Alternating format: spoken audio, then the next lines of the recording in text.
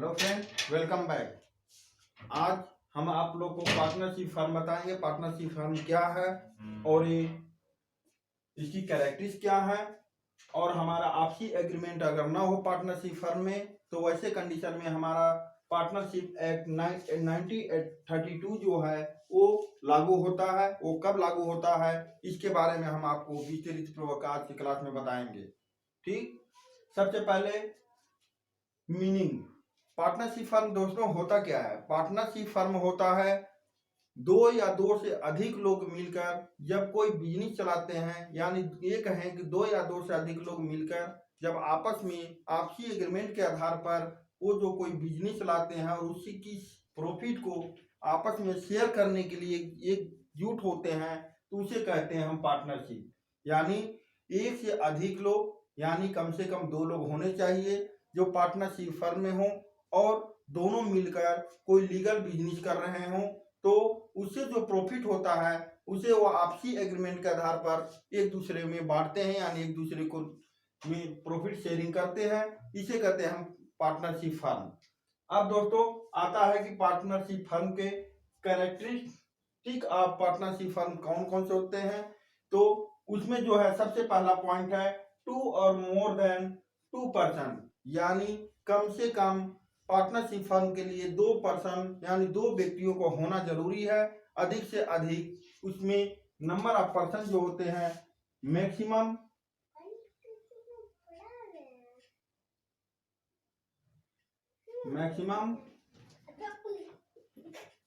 Minimum maximum 20 और minimum 2 person होने चाहिए। लेकिन इसके कंडीशन में भी अगर बैंकिंग सेक्टर हो, बैंकिंग सेक्टर में मैक्सिमम 10 मेंबर डिफाइन किए गए हैं। यानी दोस्तों पार्टनरशिप फर्म में कम से कम दो व्यक्ति तो होने ही चाहिए। इसके साथ जो हमारा डिफाइन किया गया है कि मैक्सिमम अमाउंट जो पार्टनरशिप फर्म में वो 20 होना चाहिए। लेकिन अगर बैंकिंग सेक्टर का अगर यानी बैंकिंग का वर्किंग फाइनेंस बैंकिंग सेक्टर का अगर पार्टनरशिप फर्म हो तो ऐसे कंडीशन में मैक्सिमम अमाउंट 10 होंगे, मिनिमम दोनों ही कंडीशन में 2 होंगे। तो ये था टू और मोर देन 2 पर्सन, यानी कम से कम दो या दो से अधिक व्यक्ति होने चाहिए, तभी पार्टनरशिप फर्म बन सकती है। दूसरा दोस्तों आता है म्यूचुअल एग्रीमेंट। म्यूचुअल एग्रीमेंट क्या होता है? तो इसके कंडीशन इसके अनुसार आपस में जो पार्टनर मिलकर कि हम जो भी प्रॉफिट होगा उसे हम किस रेशियो में बांटेंगे, उसके लिए हम पहले से ही एग्रीमेंट होता है पार्टनरों के बीच, तो उसे कहते हैं म्यूचुअल एग्रीमेंट। तीसरा आता है लीगल बिजनेस। दोस्तों पार्टनरशिप फर्म से का मेन अस्तित्व जो होता है वो प्रॉफिट शेयरिंग करने का होता है। लेकिन इसका मतलब ये नहीं कि दो या दो से अधिक लोग मिलकर कोई इलीगल बिजनेस करने लगे और कहें कि हम ये तो पार्टनरशिप हैं और इससे जो प्रॉफिट होगा हम बांटने के लिए किए हैं। तो ऐसे कंडीशन में वो पार्टनरशिप फर्म उचित नहीं होगा। यानी कोई भी बिजनेस हो तभी पार्टनरशिप में कर सकते हैं जब वो लीगल हो, यानी लीगल बिजनेस होना चाहिए, न कि इलीगल होना चाहिए। Profit sharing. दोस्तों पार्टनरशिप में मेन मोटिव जो होता है पार्टनरशिप का, उसका वो ये होता है कि फर्म से जो भी प्रॉफिट होगा, यानी बिजनेस का जो भी प्रॉफिट होगा उसकी प्रॉफिट की शेयरिंग करना, यानी प्रॉफिट आपस में बांटने के लिए मिलते हैं। यानी दो या दो से अधिक लोग जब कोई ऐसा बिजनेस करें जिसमें जो प्रॉफिट हो वो आपसी समझौते के अनुसार आपस में बांटने के लिए मिलते हैं, तो उसे ही पार्टनरशिप कहते हैं। और इसका मेन मोटिव होता है प्रॉफिट को आपस में शेयरिंग करना। तो चौथा जो कैरेक्टरिस्टिक है वो है प्रॉफिट शेयरिंग। तीसरा पांचवा जो है अनलिमिटेड लायबिलिटी। दोस्तों अनलिमिटेड लायबिलिटी, यहाँ अनलिमिटेड जो लिखा हुआ है, आपने लिमिटेड कंपनी, प्राइवेट लिमिटेड या कोई भी लिमिटेड कंपनी के बारे में आपने पढ़ा होगा। तो यहाँ पर जो लिमिटेड वर्ड होता है इसका मतलब ये होता है कि वो जितने भी बिजनेस में अपना शेयर लिए हों उनकी लायबिलिटीज लिमिटेड कंपनियों में उनके द्वारा परचेज किए गए यानी लिए गए शेयर के वैल्यूएशन के बराबर होता है। यानी अगर कंपनी किसी कारणवश लॉस में हो जाए, अगर दिवालिया हो जाए, तो ऐसे कंडीशन में उनका जो पार्टनर शेयर होल्डर होते हैं वो जो होते हैं अपने लिए गए शेयर के वैल्यू के बराबर ही लायबिलिटीज पूरा करने के लिए उत्तरदायी होते हैं। लेकिन पार्टनरशिप फर्म में ये नियम लागू नहीं होता, यानी इनकी जो लिमिट होती है, लायबिलिटीज की जो लिमिट होती है पार्टनरों की, अनलिमिटेड होती है। यानी अगर बिजनेस में कोई लॉस होता है तो उसकी भरपाई उनके अपने पर्सनल प्रॉपर्टी को भी बेचकर उसे पूरा करना होता है। यानी इनकी लायबिलिटीज कोई लिमिट नहीं होती। लॉस के कंडीशन में जो भी लॉस होगा उसकी भरपाई पार्टनर को अपनी पर्सनल एसेट बेच के भी करनी होती है, इसीलिए अनलिमिटेड लायबिलिटीज कहा जाता है। ये हमारी पांचवी जो है कैरेक्टरिस्टिक थी। इसके बाद आता है restriction on transfer of share. दोस्तों, रिस्ट्रिक्शन ये बहुत ही इंपॉर्टेंट पॉइंट है। Restriction on transfer of share, partnership firm में कोई भी व्यक्ति अपने शेयर को दूसरे को ट्रांसफर नहीं कर सकता, यानी शेयर जो है ट्रांसफर नहीं कर सकता। जबकि पब्लिक लिमिटेड कंपनी और कंपनियों में जो होते हैं वो अपने शेयर को किसी को भी बेच सकते हैं, किसी को भी ट्रांसफर कर सकते हैं। लेकिन पार्टनरशिप फर्म में किसी को भी वो अपना शेयर ट्रांसफर नहीं कर सकते। यानी हम अगर पार्टनरशिप में हैं तो ऐसा नहीं हो सकता कि हम अपना शेयर अपने बच्चे को ट्रांसफर कर दें, ये इसमें रिस्ट्रिक्टेड होता है, यानी आप अपना शेयर जो है दूसरे को ट्रांसफर नहीं कर सकते। तीसरा होता है registration of firm. Registration of firm partnership firm के लिए बहुत इंपॉर्टेंट पॉइंट है। रजिस्ट्रेशन ऑफ फर्म यानी फर्म का रजिस्ट्रेशन कराना जरूरी है या नहीं है। दोस्तों, आपको पता होना चाहिए कि पार्टनरशिप फर्म में ये कोई जरूरी नहीं कि आप अपने फर्म का रजिस्ट्रेशन कराएं, लेकिन अगर चाहे तो आप रजिस्ट्रेशन करा सकते हैं। ऐच्छिक होता है, आपके इच्छा पर होता है, लेकिन रजिस्ट्रेशन कराना कोई जरूरी नहीं होता। ये हमारे जो है 7 पॉइंट थे, कैरेक्टरिस्टिक्स थे कि कौन क्या क्या होना चाहिए एक पार्टनरशिप फर्म में, कौन कौन से पॉइंट पर होने के बाद कौन कौन पॉइंट होने चाहिए जिन पर हमें ध्यान देना चाहिए, और ये चीजें अगर नहीं है तो फिर पार्टनरशिप फर्म नहीं हो सकता।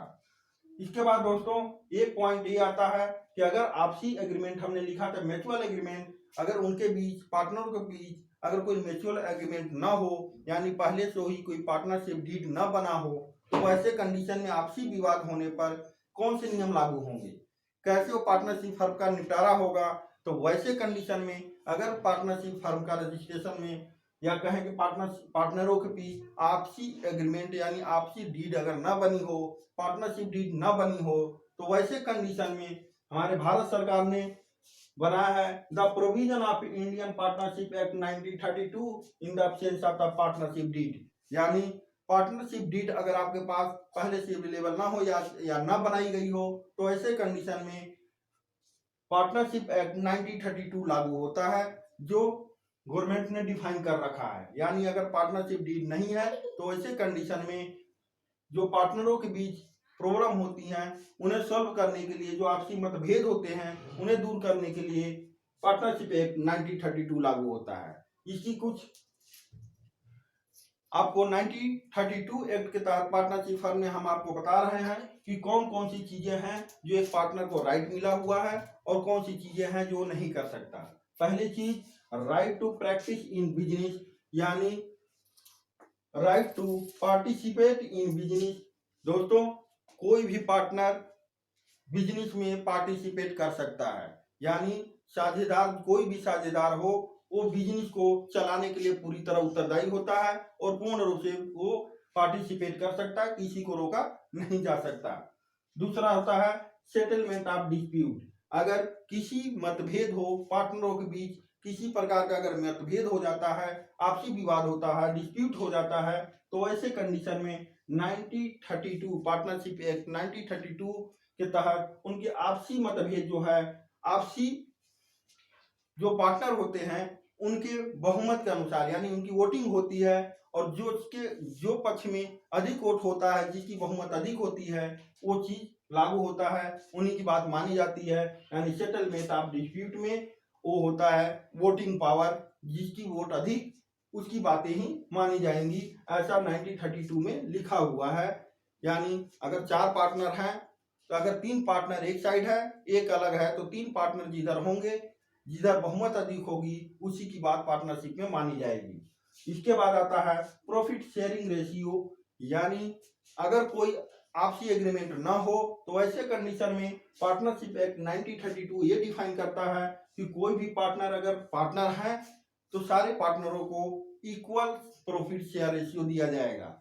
यानी कोई और एग्रीमेंट अगर ना हो तो ऐसे कंडीशन में सारे पार्टनरों को सेम प्रॉफिट प्रोवाइड किया जाएगा। इसके बाद दोस्तों आता है इंटरेस्ट ऑन कैपिटल।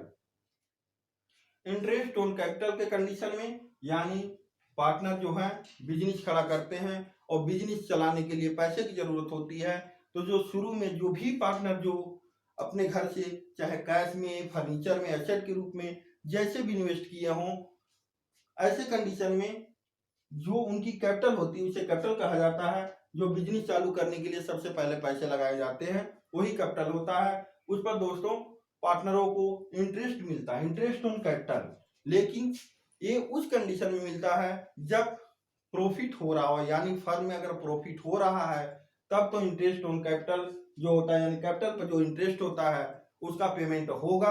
अगर लॉस हो रहा हो पार्टनरशिप फर्म में तो वैसे कंडीशन में कोई भी पार्टनर जो है अपने पूंजी पर ब्याज लेने का उत्तरदायी नहीं होता, यानी वो ब्याज नहीं मांग सकता। वो पार्टनरशिप एक्ट 1932 के तहत, यानी कोई भी पार्टनर उस कंडीशन में अगर जब बिजनेस में लॉस हो रहा हो तो अगर पूंजी पर उसने अगर ब्याज मांगना है तो उसे ब्याज नहीं दिया जाएगा, यानी इंटरेस्ट ऑन कैपिटल, यानी कैपिटल पर कोई भी इंटरेस्ट उसे पेमेंट नहीं होगा उस कंडीशन में जब बिजनेस में लॉस हो रहा हो। दोस्तों interest on loan, interest on loan का मतलब यह है कि कोई पार्टनर पूंजी यानी कैपिटल के अलावा कोई अलग से पैसा लगाता है बिजनेस चलाने के लिए, यानी बिजनेस में अलग से कोई अगर लोन दिए रखा हो पार्टनरशिप फर्म को, तो वैसे कंडीशन में इंटरेस्ट लेने का उत्तरदायी होता है। यानी वो पार्टनर जिसने लोन दे रखा हो पार्टनरशिप फर्म में, वो अपना जो है इंटरेस्ट ले सकता है, उसे देने का प्रावधान भी है, और इंटरेस्ट जो होगा 6% पर एनम,